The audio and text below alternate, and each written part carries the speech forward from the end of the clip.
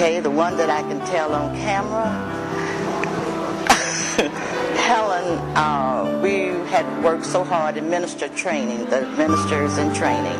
And so Helen said, well, tomorrow I'm going to take you all out to lunch. And we were so happy about it, couldn't wait till tomorrow because we was going to take us to a soul food restaurant.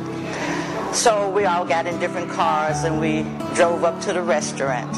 And we looking for the greens and the ham hocks and all that good stuff. And before we could sit down and eat, Helen brought out visual aids. We had to do visuals before we could eat. Now, if we didn't do the visuals, we couldn't eat. So she was the teacher of all teachers, forever teaching.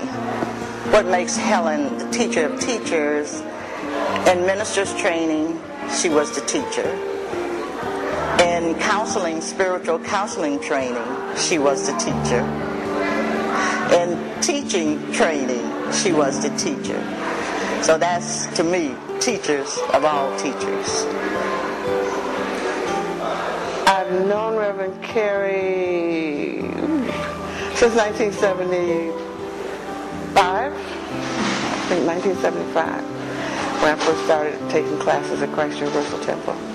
I did not have Reverend Carry as a teacher until I got into the teacher intensive, and there she was my teacher. What makes Helen Carry the teacher of teachers is the fact that she expresses, inspires, and shares her commitment to excellence. One word that I would use to describe Helen is committed. And the universal principle that distinguishes her is the one that she espouses all the time: God is all there is. The one principle, universal principle or idea that would characterize her teachings to me is love. Helen Carry is known by that one word, love. Everything she says, everything she preaches, she comes from the basis of love. And she's known as not only the teacher of teachers, but she's also known as the teacher of love. And it shows up in the things that she does. Her whole work is a work of love. She does the things that she does, and she has done the things that she has done throughout the years because that is definitely a love of hers, and it just simply shows in her commitment to her job and her commitment to the ministry. If I could characterize her in one word, Helen Carry is a perfectionist. If the chair is not in alignment and she's in charge of whatever, if that chair is not sitting in a certain position and in a certain way that it should, she is going to either correct you or she's going to go and straighten that chair. It has to be in alignment. It has to be perfect. She's a perfectionist. That's all I can say. I think Reverend Carry has made all of us come up to a mark, to a standard, and that, as a consequence, has made us all better teachers. Yes, yes, yes, yes. If I was to summarize Reverend Dr. Carry, I would say that she's an exceptional woman.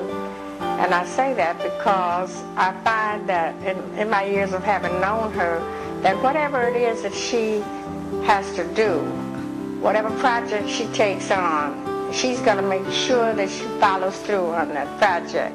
It doesn't matter what anyone says, what they do, or what they don't do. She's going to make sure that the project is finished and finished in good order. I would like to share her influence on my life, particularly my life as it came to be as a part of the Universal Foundation for Better Living. I met Dr. Carry in 1981, and when I met Dr. Carry, she would begin to show me what UFBL was about. In 1982, the church in Miami, Florida was established, and in being established, Dr. Coleman, through dispensation, appointed me as the minister, but required that I come to Chicago periodically for classes in order to complete my training as a minister in the Universal Foundation for Better Living. And during those visits to Chicago, I stayed at the home of Dr. Carry and had access to her numerous files and boxes of materials that she had accumulated through the years with CUT and UFBL. So I was able to be introduced not only to the verbal explanation of her affiliation with UFBL, but also to the work that they had produced in helping people to learn how to live a better life. That's what I need to say. So she was my first teacher. And having introduced me to UFBL helped me at a very important time in establishing the Universal Truth Center in Miami, Florida, and making that transition from a more traditional church to New Thought and all that it would require. I can't forget the bridge that brought me over. You don't forget Frederick Douglass. You don't forget. So why must we? I will never forget Johnny Coleman, because she gave me a reason to. She verified what I had been thinking, but didn't understand why I was thinking it. When I was in college, and the priest in my philosophy class said, "Oh, it's time for the Jews to claim what is theirs." And I said, "Father, what about us, the Negro?" We were Negroes then. He said, "Oh, it isn't your time yet." And I couldn't understand that. And then I met Johnny Coleman. And then I was able, that's when I began to have, I had stopped going to the Catholic Church because the priest on a Christmas Eve, the choir was singing, you know, and this priest was down on the, I think I could have taken it any day but Christmas Eve. Snow is falling softly and we were singing in the choir. I sang "O Holy Night," and he got up and talked about Jesus probably was going with Mary Magdalene. Well, I didn't want to hear that. Maybe another time I could have, but we're welcoming this baby Jesus. I was Catholic. I didn't know anything about a New Thought in those days, at that time. And then I met Johnny, and the philosophy, a friend of mine had asked, we were just chatting during the holiday, and she said, you know, I'm going on the second Sunday in January out to Christ Unity. I said, "Oh, that's Johnny Coleman's church. I know her. I met her in '56 when she first started her church, but I couldn't stay there because I was a good Catholic. And I felt that if I went to another church, the floor would open up and I'd be sucked down into hell." But when I said, "Oh, I know her, I'll go with you." And it was Sunday morning, second Sunday in January 1970, when she called me that morning, she said, "I can't go. I fell over a lamp cord and I hurt my leg. I've got to go to the hospital." I said, "Fine, we'll go next second Sunday." And I got the paper from the door, a cup of coffee out of my kitchen, and as I was crawling back into my bed, I heard something say, "You don't need Glendora to take you to church." I got up, put on my clothes, drove out to the jewel box, parked in the parking lot, walked in the church, and got the last seat in the chapel.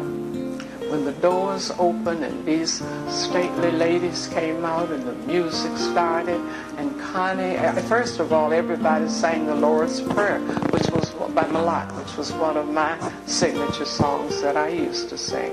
And then Connie sang "Fill My Cup." I cried from the beginning of the service until it ended. Tears of joy to hear what I was hearing. And I've been there ever since. And I can count on both hands the number of Sundays that I missed there, because I was there when I started working with her, I had no vacation because I wanted to be there to do what I could do. I was happy, and it was just a joy. So I don't know why I started telling you that, but I did, you know. So we're going to go through feelings that you have right now. But hey, you know what you want to do, and you don't let anything stop you from that. And if you want to cry, you can cry. Ain't nothing wrong with that. Jesus wept. Whatever they've done to you, it's okay. Non-resistance, don't let it upset you. Don't let it upset you.